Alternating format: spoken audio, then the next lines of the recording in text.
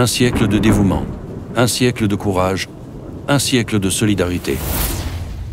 Nous avons bravé les orages, affronté les défis, mais jamais notre détermination n'a vacillé. Nous avons vu notre société se transformer et nous avons évolué avec elle, toujours en quête d'amélioration.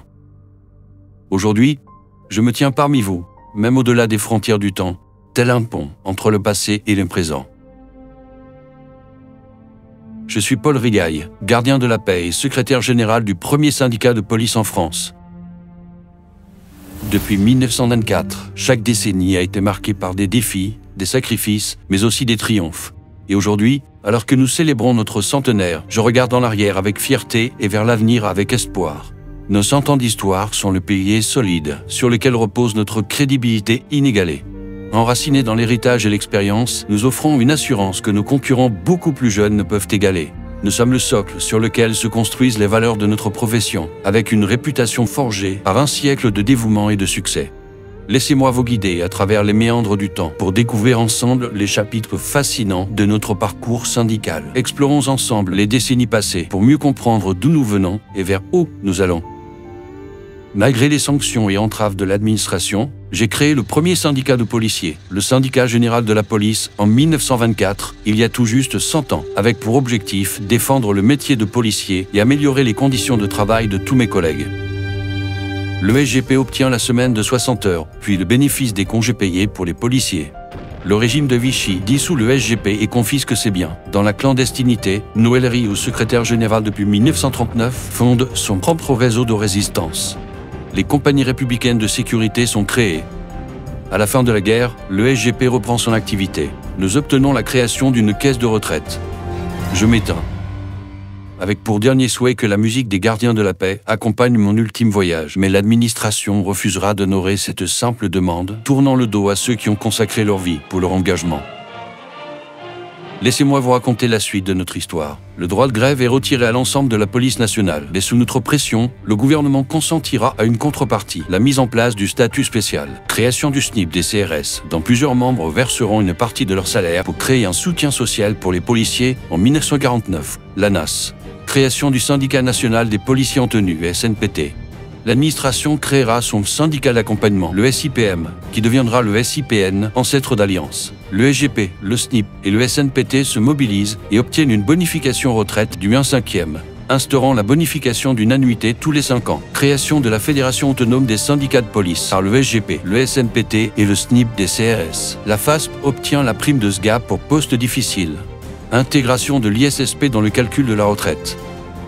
Obtention de l'APJ20, accompagnée plus tard d'une prime mensuelle, une prime de SGAP de Paris, de la loi de modernisation de la police nationale avec le ministre de l'Intérieur Pierre Chox. En 1996, les syndicats policiers doivent s'affilier à une confédération. Le SGP, qui veut créer une centrale unitaire police, est exclu de la FASP. L'année suivante, la fondation de l'UNSA Police par la plupart des organisations membres de la FASP entraîne la dissolution de cette dernière. Néanmoins, en 2009, nouveau jalon de notre histoire, l'UNSA Police historique quitte sa confédération et prend le nom de Unité Police, le syndicat unique, avant de créer une nouvelle entité syndicale unifiée avec le SGP. À nouveau réunis, comme une correction de l'histoire, les deux fusionneront en 2013 et créeront Unité SGP Police FO. Les années suivantes sont marquées par de nombreuses avancées obtenues par notre syndicat, notamment en 2015 avec l'augmentation conséquente de l'IJAD des CRS, puis en 2018 avec l'élargissement de notre champ de syndicalisation au personnel administratif, technique et scientifique et la revalorisation de l'allocation de maîtrise.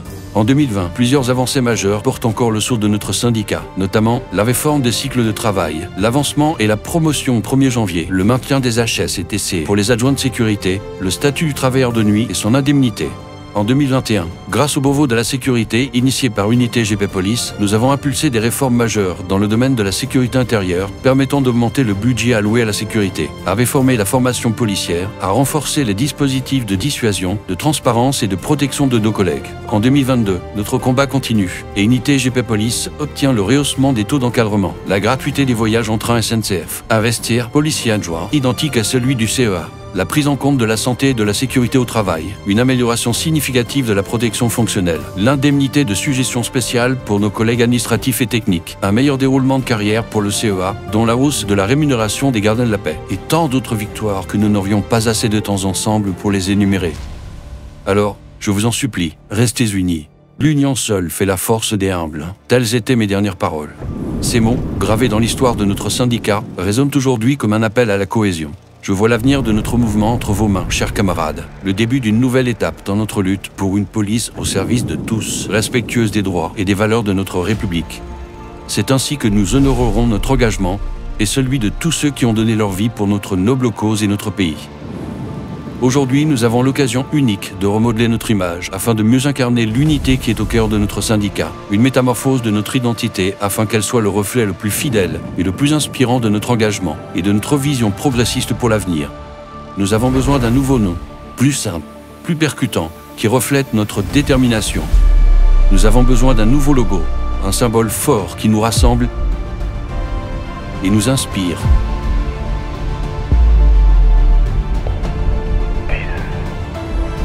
Car ensemble, nous pouvons protéger. Ensemble, nous pouvons négocier. Et ensemble, nous pourrons progresser.